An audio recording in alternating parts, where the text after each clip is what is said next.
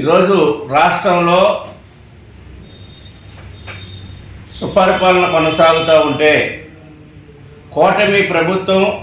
వచ్చిన తర్వాత ఆంధ్రప్రదేశ్లో ప్రజలందరూ కూడా చాలా సంతోషంతో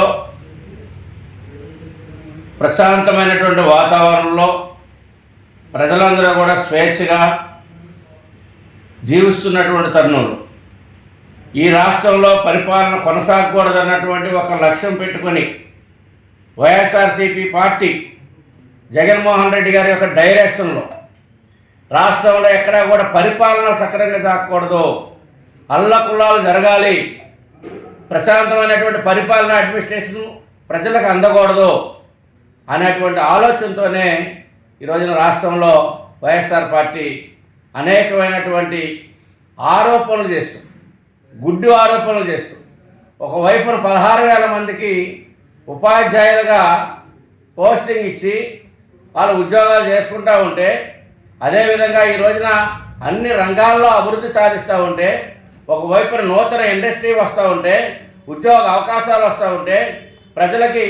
మౌలిక వసతులు కల్పించే దిశగా రోడ్లు, డ్రైనేజీ, మరి అన్ని రకాలైనటువంటి సౌకర్యాలు కల్పిస్తున్నటువంటి ప్రభుత్వంపై దుష్ప్రచారం చేస్తూ లాండ్ ఆర్డర్ ప్రాబ్లం సృష్టించాలి, పరిపాలన రంగం అనేది కుంటుపడాలి,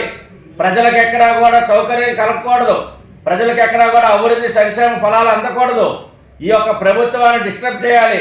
ప్రజల యొక్క మైండ్ సెట్ మార్చాలన్నటువంటి ఆలోచనతోనే ఈరోజున వైఎస్ఆర్ పార్టీ కుట్ర చేస్తూ ఉంది. ఇవన్నీ కూడా ఆంధ్రప్రదేశ్లో ఉన్నటువంటి 5.5 కోట్ల మంది గమనించవలసినటువంటి అవసరం ఉంది. ఈ రోజున ఉపాధి కల్పిస్తున్నటువంటి పరిస్థితుల్లో ఒకవైపున డిఎస్సి మీద కోర్టులో వేస్తే కోర్టులో పిటిషన్లన్నీ కూడా ఆ హైకోర్టు డిస్మిస్ చేసినటువంటి పరిస్థితిలో, మీ దగ్గర ఏ రకమైనటువంటి ఆధారాలు లేవు అది తిరస్కరించినటువంటి పరిస్థితిలో, సక్రమైనటువంటి మార్గంలో పోస్టింగ్ ఇచ్చారన్నటువంటి చెప్పినప్పుడు కూడా ఈ రాష్ట్రంలో పరిపాలన కొనసాగకూడదు, ఈ రాష్ట్రంలో కూటమి ప్రభుత్వం పైన ఏదో రకమైనటువంటి బురద జల్లాలన్నటువంటి ఆలోచనతోనే ఈ రోజున వైఎస్ఆర్ పార్టీ జగన్మోహన్ రెడ్డి గారి యొక్క కుట్ర చేస్తూ ఉన్నారు. ఇవన్నీ కూడా ప్రజలు గమనించవలసినటువంటి అవసరం ఉంది. ఎందుకంటే ఈ రోజున వ్యవసాయ రంగంలో కానీ, వాయిద్య రంగంలో కానీ, ఒకవైపున మౌలిక వసతుల్లో కల్పనలో కానీ, అదేవిధంగా ఏదైతే ఈ రోజున విద్యారంగంలో కానీ అనేకమైనటువంటి పెను మార్పులు తీసుకొస్తూ ప్రజలకి సక్రమైనటువంటి పరిపాలన అందిస్తూ ఉంటే, ఈ రోజున జగన్మోహన్ రెడ్డి గారు ఇక్కడ